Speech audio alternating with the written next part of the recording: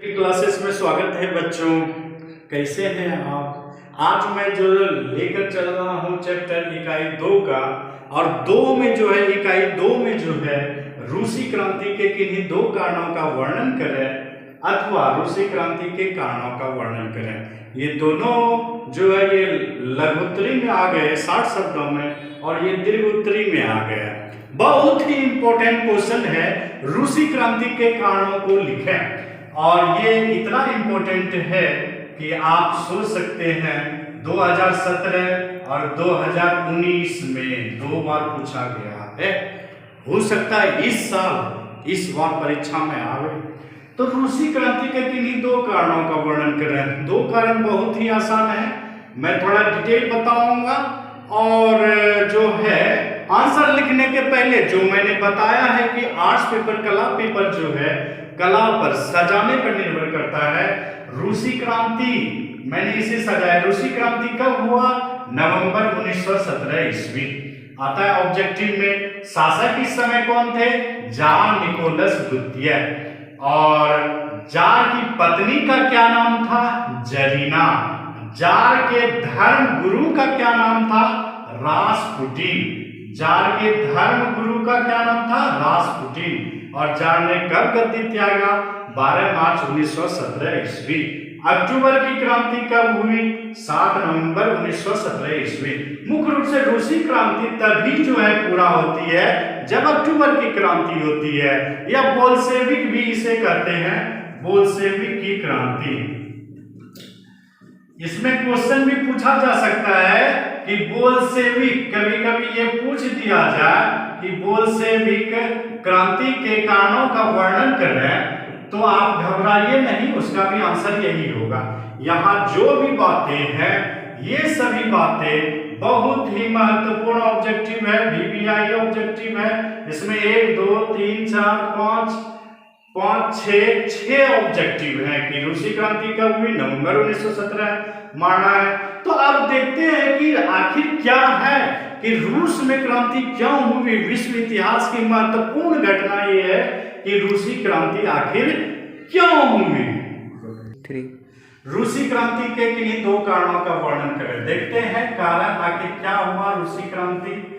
तो महत्वपूर्ण कारणों को जो सब प्रचलित कारण है वही देखते हैं। पहला, जार की निरंकुशता, जार की निरंकुशता एवं अयोग्य शासन, एवं अयोग्य शासन।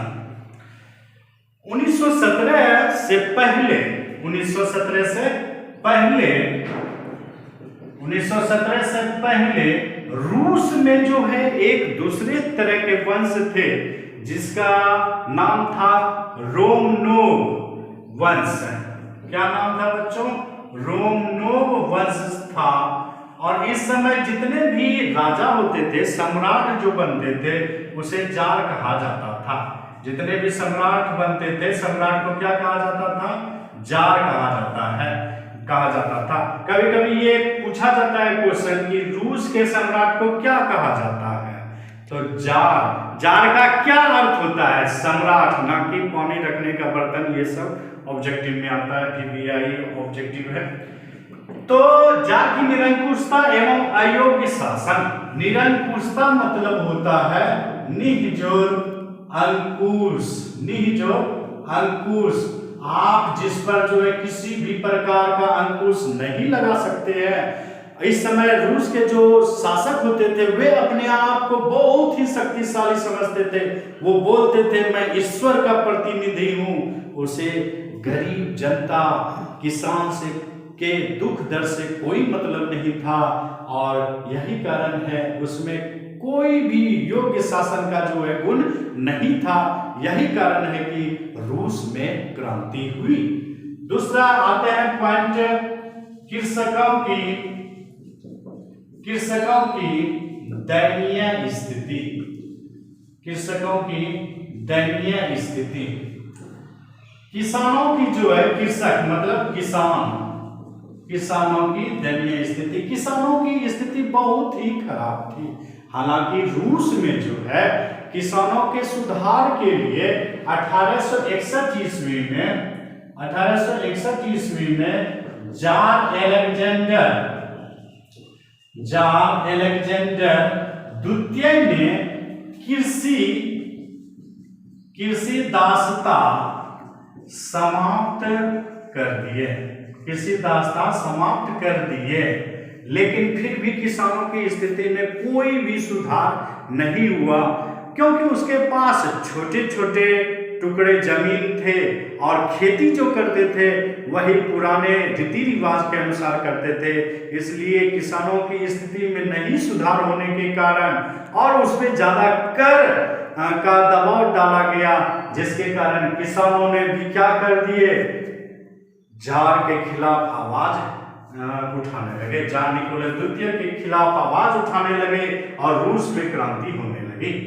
अब जो है अगला जो पॉइंट है वो है आपका मजदूरों की दयनीय स्थिति।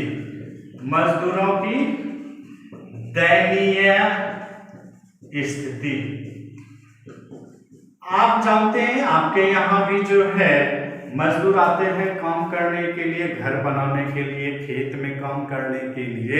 यदि उससे आप काम करवाते हैं दिन भर और बदले में मजदूरी बहुत कम दीजिएगा, तो वो मजदूर खुश होगा कि नाखुश होगा? नाखुश, और आपके खिलाफ आवाज उठाने लगेंगे। यही कारण है उसमें मजदूरों से दिन भर बहुत काम कराया जाता था, घंटों काम करते थे और बदले में जो है बहुत ही कम मजदूरी मिलती थी, जिसके खिलाफ मजदूर भी सरकार के खिलाफ आवाज उठाने लगे और जो है फलस्वरूप रूस में क्रांति हुई। कार्ल मार्क्स का कहना था मजदूरों के पास सिवाय अपनी बेड़ियां खोने के सिवाय कुछ नहीं था। उनकी दशा का यह सही चित्रण करता है, कार्ल मार्क्स का कथन था। चौथा पॉइंट देखते हैं, हालांकि पूछा था रूसी क्रांति के किन्हीं दो कारणों का वर्णन करें। ये दो ही पॉइंट आप यदि अच्छे से लिख देते हैं तो कोई भी शिक्षक आपके नंबर नहीं काटेंगे, लेकिन दीर्घ उत्तरी 5-6 पॉइंट बनाइएगा तभी आपको नंबर मिलेंगे। क्योंकि चल रहा है रूसी क्रांति, इसलिए मैं खींच रहा हूं, इसलिए मैं उसे अच्छे तरीके से समझा रहा हूं। अब अगला पॉइंट है औद्योगिकीकरण की समस्या।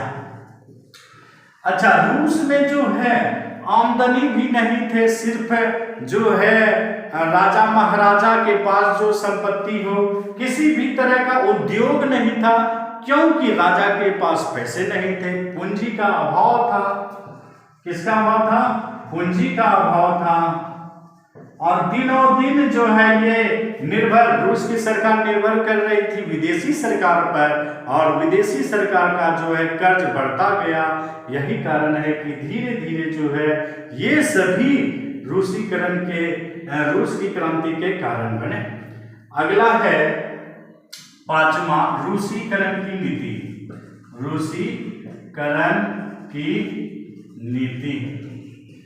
रूस में विभिन्न धर्म जाति के लोग रहते थे। स्लाव जाति की संख्या अधिक थी। स्लाव जातियों की संख्या क्या थी? अधिक थी, इसकी अधिक थी। लेकिन भिन्न भिन्न धर्म के लोग रहते थे। कौन कौन रहते थे? फिन रहते थे, पोल रहते थे, जर्मन रहते थे, यहूदी रहते थे। ये सभी भिन्न भिन्न धर्म जाति के लोग रहते थे, मजहब के लोग रहते थे। लेकिन रूस की सरकार जार निकोलस द्वितीय जो है बहुत ही खतरनाक थे। वो बोले सीधा कोई भी रहे रूस की संस्कृति को अपनाना पड़ेगा, रूस की शिक्षा को ग्रहण करना पड़ेगा। इसके फलस्वरूप पोल में 1863 में विद्रोह भी हुआ, पोलों ने विद्रोह भी किया, लेकिन जार निकोलस द्वितीय ने वहां के विद्रोह को पूरा कठोरता से दबा दिया। और जैसे ही दबाया गया, फलस्वरूप सभी लोगों ने आवाज किसके खिलाफ उठाया? रूस के खिलाफ उठाया। अब आगे जो देखते हैं, अगला पॉइंट है विदेशी घटनाओं का प्रभाव।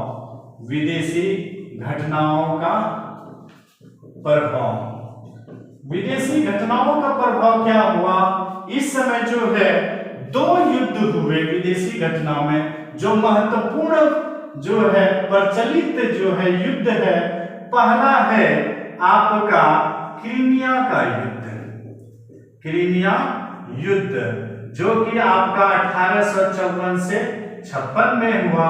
इसमें रूस की हार हो गई। किसकी हार हो गई? रूस की हार हो गई। दूसरा देखते हैं रूस जापान युद्ध। रूस जापान युद्ध ये कब हुई? 1904 से 5 में। इस युद्ध में भी किसकी हार हो जाती है? रूस की हार हो जाती है। और दोनों ही युद्ध में किसकी हार हो गई? रूस की हार हो गई। रूस की महानता का भ्रम टूटा। ये दोनों महत्वपूर्ण ऑब्जेक्टिव है एग्जाम की दृष्टि से। जो भी मैं बता रहा हूं उसे नोट्स जरूर बनाइएगा। रूस जापान युद्ध में जैसे ही रूस की हार हुई, महानता का भ्रम टूटा और जो है धीरे धीरे वहां के लोग, किसान, मजदूर रूस के खिलाफ हो गए। अब आगे क्या होता है? तात्कालिक कारण क्या होता है वो देखते हैं। तात्कालिक कारण। तात्कालिक कारण क्या है? प्रथम विश्व युद्ध। प्रथम विश्व युद्ध में रूस की हार। आप सभी जानते हैं बच्चों 1914 से 1918 ईस्वी तक प्रथम विश्व युद्ध हुआ। ये महत्वपूर्ण ऑब्जेक्टिव है। 1914 से 1918 तक प्रथम विश्व युद्ध हुआ। इसमें भी रूस की हार हो गई। वो सोचे कि मैं आंतरिक कलह को भुलाकर बाहरी में अच्छा प्रदर्शन करूंगा, लेकिन ऐसा नहीं हुआ। चारों तरफ से रूस हारने लगा और यही कारण है कि पहले ही रूस जो है प्रथम विश्व युद्ध में 1917 में ही अलग हो गए। अलग कारण भी था क्योंकि वहां जो थे आपके दरबार में उसकी जो पत्नी थी जरीना, धर्मगुरु जो थे भ्रष्ट पादरी, आपका तथाकथित धर्मगुरु जो भ्रष्ट पादरी था राजपुटी, वो सभी चाल चल रहे थे और उसका खजाना खाली हो गया था। अंदर भी खाली, बाहर भी खाली और चारों तरफ मजदूरों की गाली। सभी इसके खिलाफ हो गए, जार के खिलाफ, जार निकोलस द्वितीय के खिलाफ। जगह जगह मजदूर रोटी मांगने लगे। 7 मार्च को आरंभ हो चुका था, आगाज हो चुका था। 7 मार्च 1917 को मजदूर जो है रोटी मांगने लगे। फिर 8 मार्च को महिलाएं भी जो है कारखाने में रोटी मांगने लगे और जिसके कारण फलस्वरूप क्या हुआ? बेचारे 7 से जो चला 12 मार्च 1917 ईस्वी को, 12 मार्च 1917 ईस्वी को जो है 12 मार्च 1917 को जार ने जो है गद्दी त्याग दिया। जार ने गद्दी त्यागा। और जो है इसके पहले बहुत सारे युद्ध होते हैं। युद्ध में जार ने ऑर्डर दिया सैनिकों को कि जाओ मारो जितने भी मजदूर आ रहे हैं, जितने भी क्रांतिकारी आ रहे हैं। लेकिन उस सैनिकों ने भी विद्रोह नहीं किया, अस्त्र शस्त्र त्याग दिए, क्योंकि सैनिकों को सिर्फ लड़ाया जा रहा था, उसे शांति नहीं थी। इस प्रकार मजदूर, किसान, सैनिक सभी किसके खिलाफ हो गए? जार निकोलस द्वितीय के खिलाफ हो गए। और जो है रूसी उसे जार निकोलस को गद्दी त्यागना पड़ा 12 मार्च 1917 को। और यह पूरा होता है लेनिन के आगमन के बाद। अक्टूबर की क्रांति जैसे ही होती है वहां सफल होता है। इस प्रकार रूसी क्रांति के आपका जो है पूरा डिटेल से देख लिए। अब जो है डिजिटल में पॉइंट में देखते हैं, प्रश्न उत्तर देखते हैं बच्चों। प्रश्न है शॉर्ट में रूसी क्रांति के किन्हीं 2 कारणों का वर्णन करें जो 2017 और 19 के फाइनल में पूछा गया है, अथवा रूसी क्रांति के कारणों की विवेचना करें 2019 में। यह दीर्घोत्तरी प्रश्न है। उत्तर लिखते हैं और इसे पहले सजाते हैं बच्चों। सजाने से क्या होता है, नंबर मिलता है। रूसी क्रांति बराबर नवंबर 1917 ईस्वी, राजा बराबर जार निकोलस द्वितीय, जार की पत्नी बराबर जरीना, जार का धर्म गुरु कौन था बच्चों, भ्रष्ट पादरी रासपुटिन। प्रथम विश्व युद्ध 1914 से 18, खूनी रविवार 1905, रूस जापान युद्ध 1904 से 5 ईस्वी। अब उत्तर लिखते हैं बच्चों। रूसी अथवा बोल्शेविक क्रांति के कारण इस प्रकार हैं। रूसी क्रांति को बोल्शेविक क्रांति के भी नाम से जाना जाता है, तो घबराने की कोई ज़रूरत नहीं है। पहला पॉइंट मैंने बनाया है बच्चों, जार की निरंकुशता एवं अयोग्य शासन। 1917 से पूर्व रूस में रोमनोव राजवंश का शासन था। इस समय रूस के सम्राट को जार कहा जाता था। आता है कभी कभी प्रश्न ऑब्जेक्टिव में कि जार क्या है, तो रूस का सम्राट मारिएगा। जार दैवी अधिकारों में विश्वास रखता था। वह अपने आप को ईश्वर का प्रतिनिधि समझता था। उसे आम लोगों के सुख दुख की कोई चिंता नहीं थी, जिसके कारण गरीब लोगों ने उसके खिलाफ आवाज़ उठानी शुरू कर दी। दूसरा पॉइंट है बच्चों, किसानों की दयनीय स्थिति। रूस में जनसंख्या का बहुत बड़ा भाग किसान था। उसकी स्थिति बहुत ही दयनीय थी। 1861 में जार अलेक्जेंडर द्वितीय के द्वारा कृषि दासता समाप्त कर दी गई थी, परंतु इससे किसानों की स्थिति में कोई सुधार नहीं हुआ था। उनके खेत बहुत छोटे छोटे थे, जिन पर वे पुराने ढंग से खेती करते थे। उनके पास पूंजी का अभाव था और करों के बोझ से वे दबे हुए थे। ऐसे में किसानों के पास क्रांति के सिवाय कोई चारा नहीं था। अगला पॉइंट है बच्चों, मजदूरों की दयनीय स्थिति। रूस में मजदूरों की स्थिति बहुत ही दयनीय थी। उनसे अधिक काम करवाया जाता था, लेकिन मजदूरी काफ़ी कम दी जाती थी। उनके साथ दुर्व्यवहार किया जाता था। कार्ल मार्क्स के शब्दों में, मजदूरों के पास सिवाय अपनी बेड़ियों के खोने के लिए कुछ भी नहीं है, उनकी दशा का सही चित्रण करता है। अगला चौथा पॉइंट है बच्चों, औद्योगिकीकरण की समस्या। रूस में उद्योग बहुत ही कम थे, क्योंकि रूसी सरकार को पूंजी नहीं थी। कुछ ही क्षेत्रों में महत्वपूर्ण उद्योग थे। विदेशी पूंजी पर रूसी सरकार निर्भर होते चले गई, जिसके कारण उसकी आलोचना हुई और जगह जगह लोगों में असंतोष फैल गया। चारों तरफ असंतोष फैल गया। क्रांति के सिवा कुछ नहीं बचा। अगला पॉइंट है बच्चों, रूसीकरण की नीति। सोवियत रूस विभिन्न राष्ट्रीयताओं का देश था। यहाँ मुख्य रूप से स्लाव जाति के लोग रहते थे। इसके अतिरिक्त फिन, जर्मन, यहूदी आदि अन्य जातियों के भी लोग रहते थे। इनके भाषा भिन्न भिन्न थे। इनका रस्म रिवाज भी भिन्न भिन्न था, परंतु जार की सरकार इन पर रूसी भाषा और शिक्षा संस्कृति लादने का प्रयास किया, जिसके कारण अल्पसंख्यकों में हलचल मच गई। 1863 ईस्वी में पोलो ने विद्रोह किया, तो जार निकोलस द्वितीय ने क्रूरतापूर्वक इसका दमन किया। लोगों में आक्रोश धीरे धीरे फैलती चली गई, जिसके कारण क्रांति हुई। अगला पॉइंट, विदेशी घटनाओं में मैंने 2 खंडों में बांटा है। पहला, क्रीमिया का युद्ध। रूस की सरकार कई युद्धों में उलझी रही। क्रीमिया का युद्ध 1854 से 56 ईस्वी में हुआ, जिसमें रूस की हार हुई। दूसरा, रूस जापान युद्ध। 1904 से 5 ईस्वी में रूस और जापान युद्ध में रूस बुरी तरह से हार गया। अपने बचे खुचे फटे हाल स्थिति को लेकर जब सैनिक वापस लौटे, तो वहाँ की जनता का महानता का सारा भ्रम टूट गया। इसी समय 1905 ईस्वी में क्रांति हो गए, जो 9 जनवरी 1905 को खूनी रविवार के रूप में तब्दील हो गई।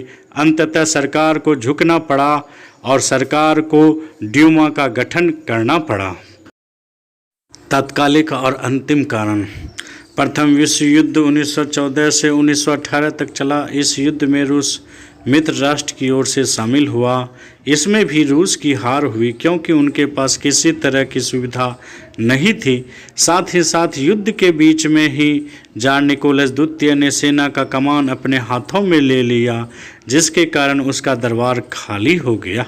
उसकी अनुपस्थिति में जरीना भ्रष्ट पादरी रास्पुटिन दरबार में षड्यंत्र रचने लगे, जिसके कारण राजतंत्र की प्रतिष्ठा गिरी। किसान मजदूर रोटी दो का नारा लगाते हुए जगह जगह हड़ताल करने लगे तो राजा सेना को भीड़ पर गोली चलाने का आदेश दिया तो सेना ने भी विद्रोह कर दिए। 12 मार्च 1917 को निकोलस द्वितीय ने गद्दी त्यागा। इस प्रकार रूसी क्रांति पूर्ण रूप से समाप्त हुआ। इस वीडियो को देखने के बाद ज़रूर सब्सक्राइब करें, अपने मित्रों के बीच शेयर करें। बहुत बहुत धन्यवाद।